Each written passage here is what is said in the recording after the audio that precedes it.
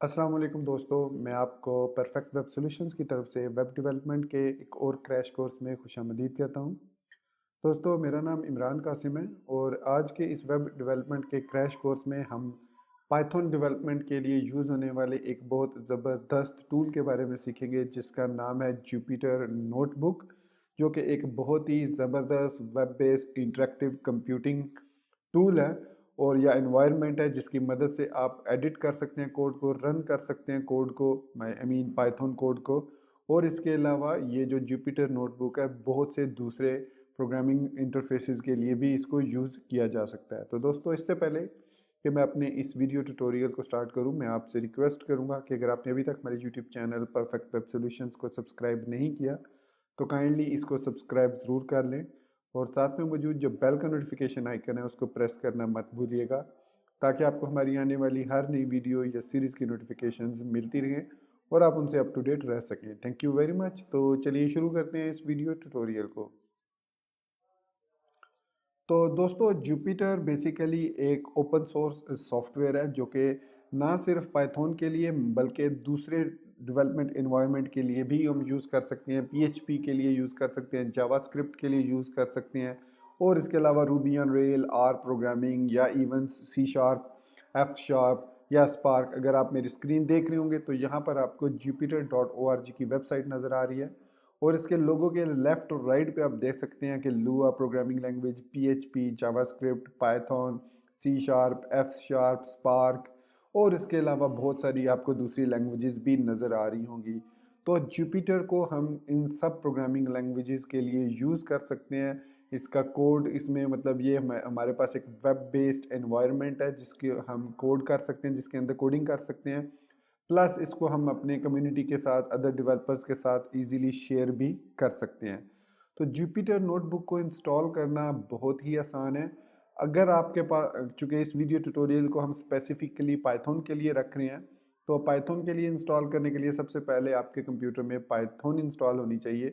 लेकिन it is recommended not only by me but by every Python developer, it is recommended कि आपके पास anaconda software package जो है वो इंस्टॉल होना चाहिए। अगर आपको नहीं पता कि एनाकोंडा क्या है और उसको कैसे इंस्टॉल किया जाता है तो अभी थोड़ी देर में आपको टॉप राइट साइड पर उसका लिंक मिल जाएगा वीडियो का। आप पहले उस वीडियो को देख लीजिए, फिर आप इस वीडियो की तरफ आ जाएंगे। तो शॉर्ट इंट्रोडक्शन मैं दे दूं आपको यहाँ पर एनाकोंडा सॉफ्टवेयर का। बेसिकली मैं भी एनाकोंडा को यूज़ करूँगा, लेकिन इंटरेस्टिंगली अगर आप कोई भी पाइथन इंस्टॉल नहीं करना चाह रहे अपने सिस्टम में या एनाकोंडा इंस्टॉल नहीं करना चाह रहे, तो पाइथन जो जुपिटर नोटबुक है वो आपको एक वेब बेस्ड इंटरफेस देती है जिसको आप यूज़ कर सकते हैं, उसमें कोडिंग कर सकते हैं और उस कोडिंग को दूसरे डेवलपर्स के साथ इजीली शेयर कर सकते हैं। तो अगर मैं यहाँ से स्क्रॉल डाउन करता हूँ तो यहाँ पर आपको लिखा हुआ है the Jupyter notebook is an open source web based application that allows you to create and share documents that contain live code, equations, visualizations, and narrative text. Uses include data cleaning and transformation, numerical simulation, statistical models, data visualization, machine learning, and much more. सो आप इसको install कर सकते हैं अपने system पर। इसके अलावा आप इसको ब्राउज़र के अंदर भी ट्राई कर सकते हैं। So I will click on try it in your browser. तो जब मैं इस पर क्लिक करूँगा तो it will take some time and give us a next link हमारे पास आ गया। तो यहाँ पर आपको वो पूछेगा कि किस प्रोग्रामिंग लैंग्वेज के साथ आप इसको यूज़ करना चाह रहे हैं, पाइथन के साथ या जुपिटर लैब ओपन करना चाह रहे हैं, जूलिया के साथ, R programming, C plus plus, या फिर आप विद स्कीम के साथ किस लैंग्वेज। चूँकि हम ये वीडियो ट्यूटोरियल पाइथन के लिए बना रहे हैं तो इसलिए मैं ट्राई जुपिटर विद पाइथन करूँगा। तो यहाँ पर जब हम क्लिक करेंगे तो इसकी जो mybinder.org वेबसाइट है, यहाँ पर ये थोड़ी देर कंपाइल होगा और इसके बाद इसकी index.ipnyb फाइल ओपन हो जाएगी। तो जो जुपिटर नोटबुक है उसके लिए जो एक्सटेंशन होती है उसकी फ़ाइल की वो हमेशा IPYNB होगी। तो ये IPY आई मीन पाइथन है, इंटरेक्टिव पाइथन नोटबुक है। NB stands for notebook, PY stands for Python and I for interactive Python notebook है। तो ये हमारे पास इसका इंटरफेस आ जाएगा और यही इंटरफेस, इसी तरह का इंटरफेस आपको अगर जब हम इसको लोकली इंस्टॉल करेंगे तो भी मिल जाएगा। तो यहाँ पर अगर आप नीचे स्क्रॉल डाउन करें तो यहाँ पर आपको मिलेगा जी, you can also get the tutorial run it in your laptop. Just simply आपने गिट क्लोन करना है इसको, और उसके बाद install I Python and Jupyter with conda. So conda की मदद से भी आप इंस्टॉल कर सकते हैं। अगर आपके पास एनाकोंडा सॉफ्टवेयर इंस्टॉल्ड है आपके सिस्टम में, तो आप उसकी मदद से ये कमांड लाइन से कोंडा इंस्टॉल आई पाइथन और जुपिटर कर सकते हैं। लेकिन सपोज़ अगर आपने एनाकोंडा सॉफ्टवेयर इंस्टॉल नहीं किया और आप नहीं करना चाह रहे और आपने मेरे उस वीडियो ट्यूटोरियल को फॉलो नहीं किया, तो कोई बात नहीं, आप पिप की मदद से, जो कि पैकेज मैनेजर है पाइथन के साथ बाय डिफ़ॉल्ट आता है, उसको यूज़ करते हुए भी इंस्टॉल कर सकते हैं जुपिटर और आई पाइथन को। तो आई पाइथन के साथ जुपिटर दोनों को मस्ट इंस्टॉल किया जाता है। फिर आप अपनी नोटबुक को ओपन कर सकते हैं उस स्पेसिफिक फ़ोल्डर में जाकर जहां पर आप अपनी नोटबुक्स को सेव करना चाह रहे हैं। वहां उस फोल्डर में जाकर आप जुपिटर स्पेस नोटबुक लिखेंगे तो आपका इसी तरीके का इंटरफेस ओपन हो जाएगा। सेम इसी तरीके से आप फाइल्स को क्रिएट कर सकेंगे, ओपन कर सकेंगे, कॉपी कर सकेंगे, सेव कर सकेंगे, रीनेम, चेक पॉइंट सेव कर सकेंगे, और उसके बाद प्रिंट प्रीव्यू, मतलब ये सारे काम हम अभी सीखेंगे कि ये क्या क्या काम करते हैं, इनके फंक्शंस क्या है, मेन्यू में क्या फंक्शन क्या काम करता है, शॉर्टकट कीज़ कौन कौन सी है, और इसके अलावा इसमें कैसे कोडिंग करते हैं।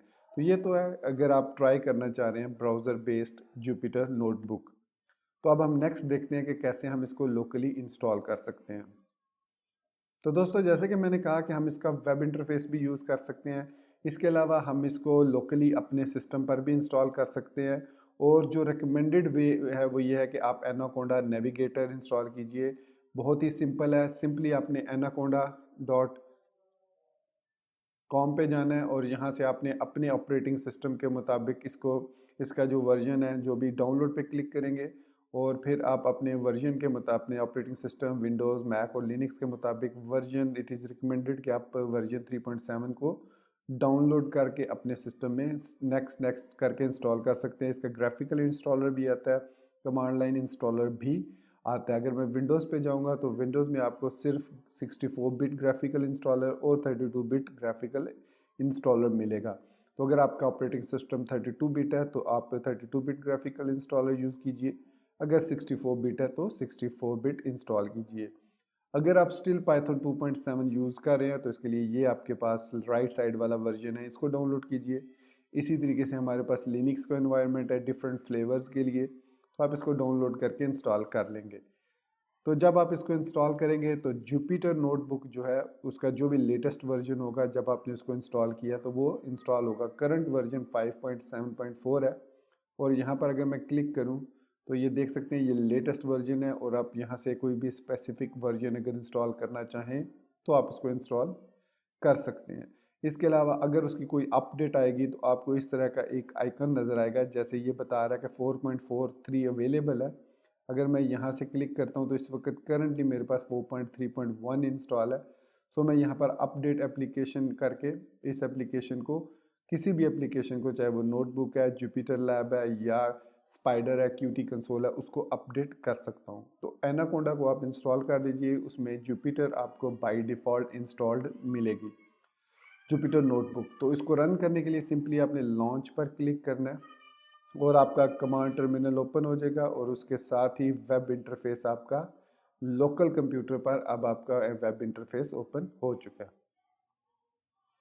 तो ये फर्स्ट स्क्रीन आएगी जिसमें आपको सारे फोल्डर्स आपके सिस्टम के जहाँ से आपने इसको रन किया, मैंने रूट फाइल से फोल्डर से रन किया है, तो यहाँ पर मुझे तमाम फोल्डर्स नज़र आ रहे हैं। तो मैं इस वक्त डेस्कटॉप पे जाता हूँ और डेस्कटॉप के ऊपर मैंने जुपिटर नाम का फोल्डर बनाया हुआ है, और उसके अंदर है हमारे पास दो फाइल्स हैं, एक guest.py और एक इमेज क्लासिफिकेशन डॉट IPYNB। सो ये IPYNB जो फाइल है ये बेसिकली हमारे पास जुपिटर नोटबुक की फ़ाइल है। इसको हम एग्जीक्यूट करते हैं अपनी जुपिटर नोटबुक में। इसके अलावा अगर सपोज़ आप न्यू क्रिएट करना चाह रहे हैं तो यहाँ पर आप न्यू पे क्लिक करके यहाँ से आप पाइथन 3 को सिलेक्ट कीजिए। जो भी जितने भी आपने इंटरप्रेटर इंस्टॉल किए हैं वो यहाँ पर सारे आ जाएंगे। तो आप उस पर क्लिक करके, अगर न्यू पे मैं क्लिक करता हूँ, पाइथन 3 सिलेक्ट करता हूँ, तो ये देख सकते हैं कि एक न्यू विंडो ओपन हुई है, टैब ओपन हुई है, और यहाँ पर ऊपर हमारे पास जुपिटर और उसके बाद उस फाइल का नेम और लास्ट टाइम कब उसको चेक पॉइंट क्रिएट किया गया और अनसेव्ड चेंजेस उसमें हैं या नहीं है। तो इसको आप चेंज नहीं कर सकते, जबकि इसको हम चेंज कर सकते हैं। इस पर मैं क्लिक करूँगा तो ये पॉपअप विंडो ओपन होगी और यहाँ पर मैं इसको कोई भी नाम दे सकता हूँ, टेस्ट फाइल। तो ये मैंने इसको नाम दिया और रीनेम कर दिया। तो अब ये टेस्ट फाइल क्रिएट हो चुकी है। तो उसके बाद मैं लॉग आउट हो सकता हूँ। पाइथन का लोगो आपको नज़र आ रहा है और नीचे ये मेन्यू है जिसमें हमारे पास काफ़ी सारे ऑप्शंस हैं। आप इनको वन बाय वन एक्सप्लोर कर सकते हैं। मैं यहाँ पे कुछ कॉमन ऑप्शन जो हैं वो मैं आपको बता देता हूँ ताकि वीडियो ज़्यादा लंबी ना हो।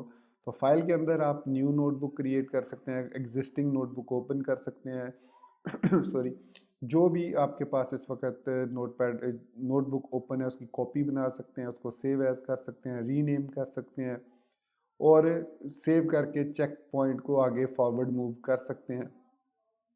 सो डिफरेंट चेक पॉइंट्स क्रिएट होते हैं। आप रिवर्ट बैक भी कर सकते हैं टू चेक पॉइंट, तो बाय क्लिकिंग ऑन दिस।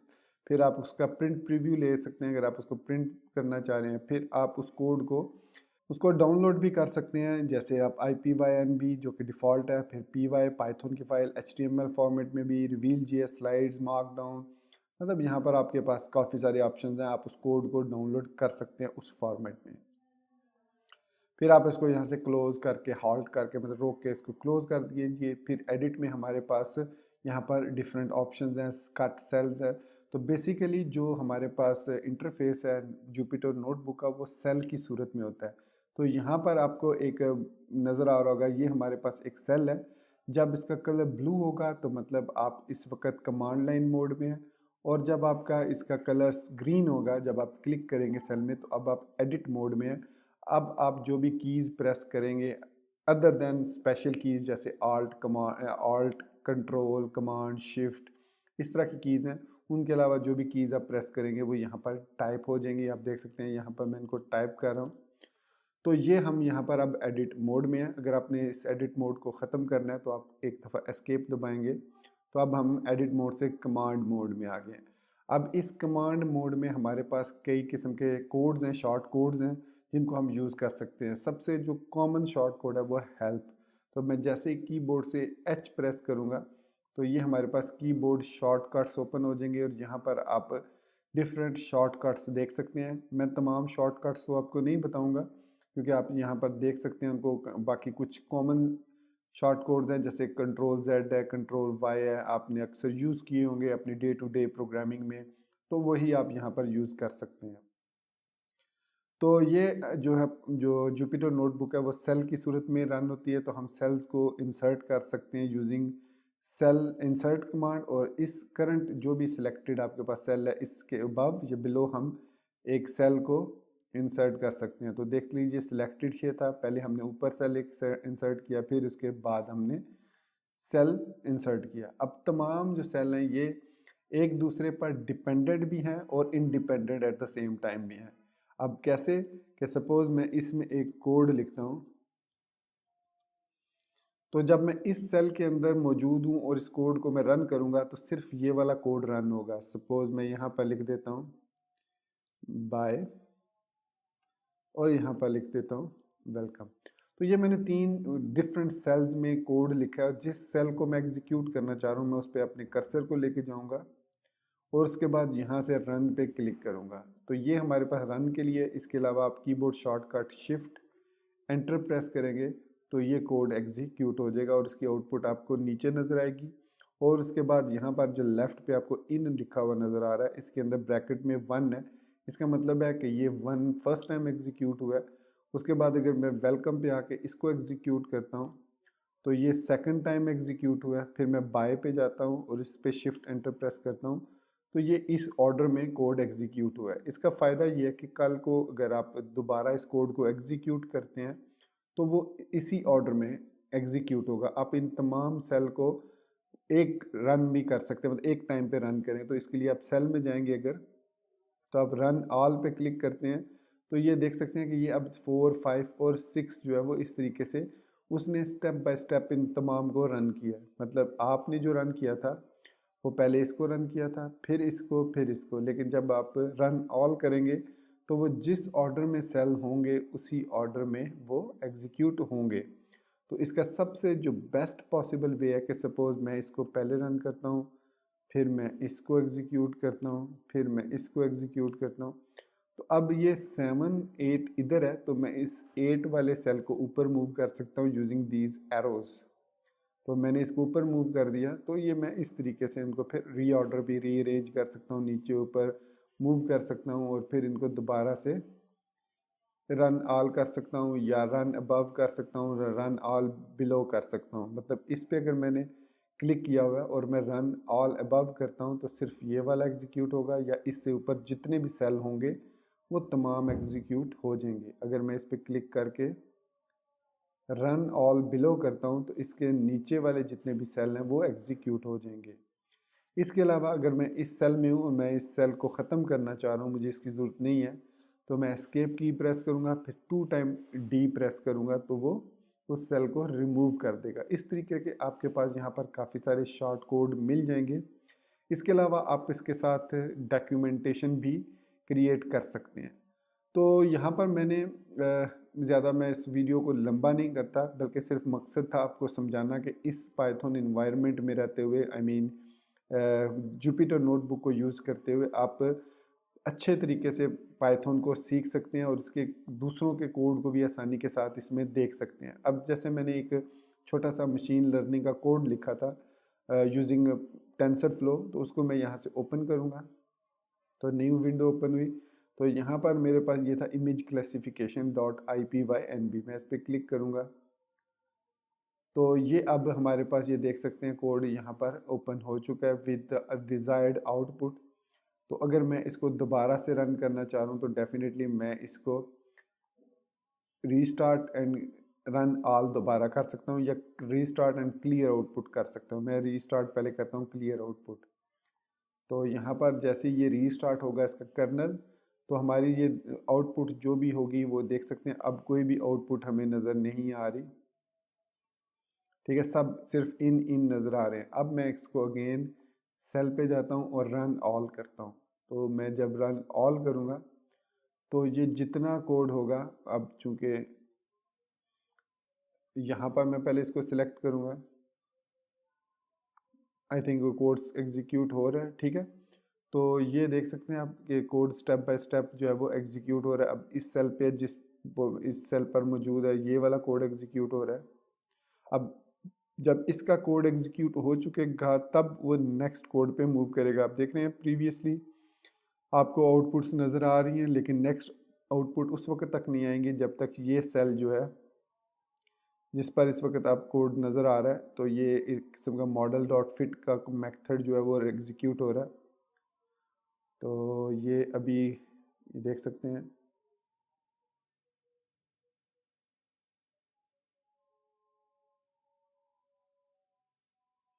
ये अब एग्जीक्यूट होगा, ख़त्म हो जाएगा थोड़ी देर तक। ये ख़त्म हो गया, तो ये देख सकते हैं आप। और यहाँ पर इसकी आउटपुट हमारे पास ये एंड तक सारी ये फाइनल आउटपुट है। तो ये हमारे पास सारा कोड एग्जीक्यूट हो चुका है। तो इसको मैं क्लोज़ करता हूँ, पहले इस पर सेव पे क्लिक करता हूँ।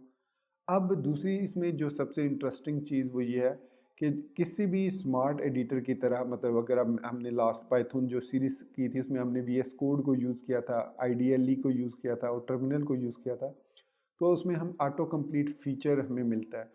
तो सेम उसी तरीके से यहाँ पर भी हमें ऑटो कंप्लीट फ़ीचर मिलता है कि हम एक कोड लिख के डॉट जब प्रेस करते हैं तो उसके बाद जो भी उसकी हेल्प होती है वो उसके साथ हमारे पास ओपन हो जाती है।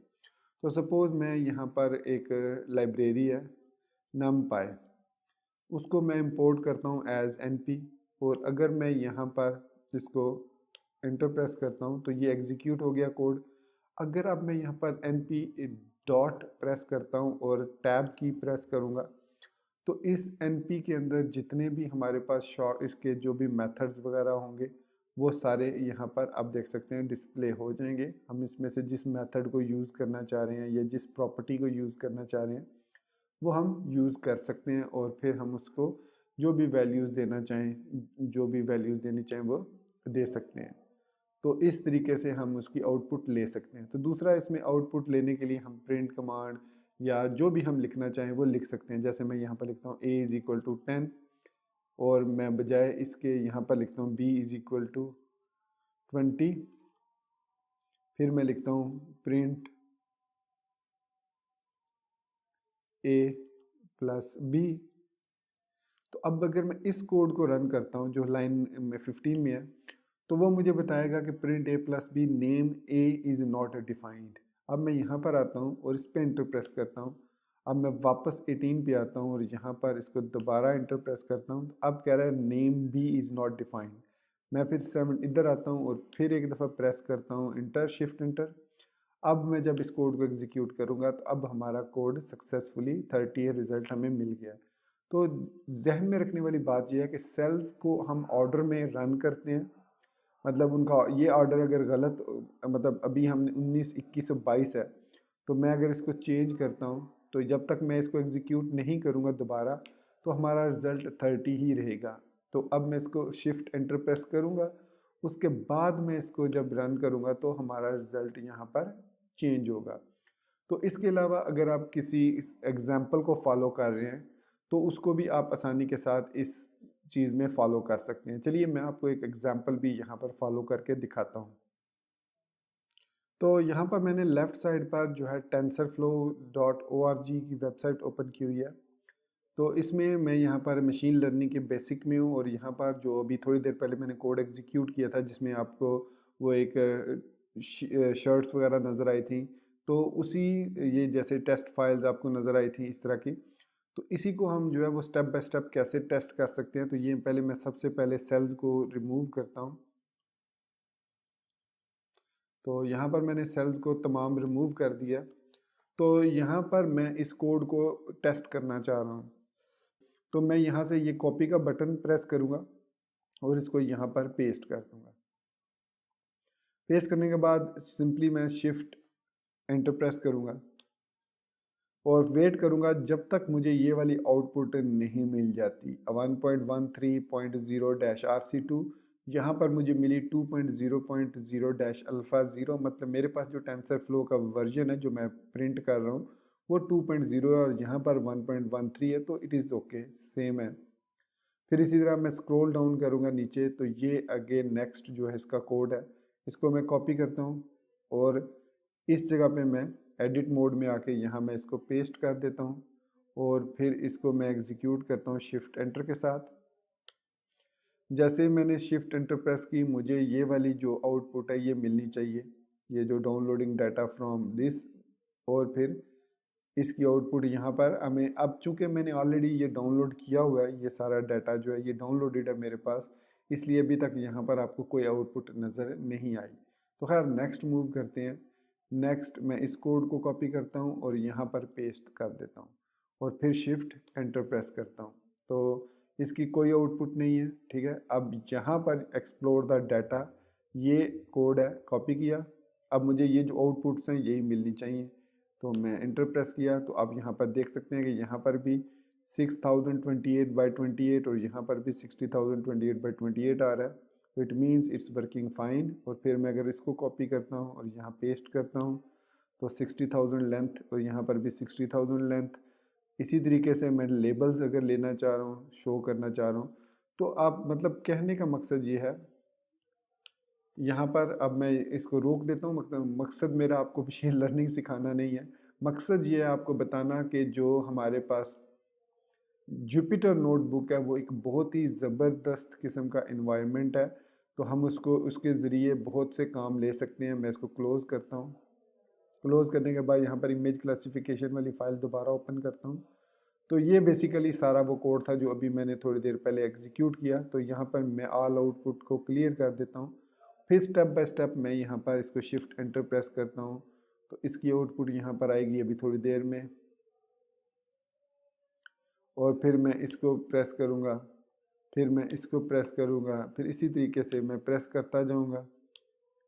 ये देख सकते हैं कोड जो है वो स्टेप बाय स्टेप एग्जीक्यूट हो रहा है, देख सकते हैं आप। तो इस तरीके से मैं इस सारे कोड को टेस्ट कर सकता हूँ प्रॉपरली। और जुपिटर नोटबुक इस सेंस में बहुत ही एक ज़बरदस्त हमारे पास टूल है। इसमें और भी बहुत सारे फीचर हैं। आप इसमें मार्क डाउन भी लिख सकते हैं, प्रॉपरली डॉक्यूमेंटेशन बना सकते हैं, उसको प्रिंट आउट कर सकते हैं, एरर डिटेक्शन आसानी के साथ कर सकते हैं। मतलब आपको किस लेवल पे क्या एरर है, जो कि नॉर्मली इंटरेक्टिव मोड में या वीएस कोड में या आईडीएलई में इतना ज़्यादा पावरफुल नहीं है जितना आपके पास जुपिटर नोटबुक में है। तो दोस्तों ये था हमारा आज का वेब डेवलपमेंट क्रैश कोर्स, और जिसमें आपने सीखा पाइथन के एक बहुत ही ज़बरदस्त टूल के बारे में जो कि जुपिटर नोटबुक। होपफुली अगर आप पाइथन डेवलपर बनना चाह रहे हैं या बने हुए हैं या ऑलरेडी काम कर रहे हैं इसमें, तो आप आज से ही, अगर आपने इससे पहले जुपिटर नोटबुक के बारे में नहीं सीखा था या नहीं सुना था, तो आज आपने सुन लिया और आप नेक्स्ट अपने प्रोजेक्ट से पाइथन के प्रोजेक्ट्स में यूज़ करेंगे इसी जुपिटर नोटबुक को।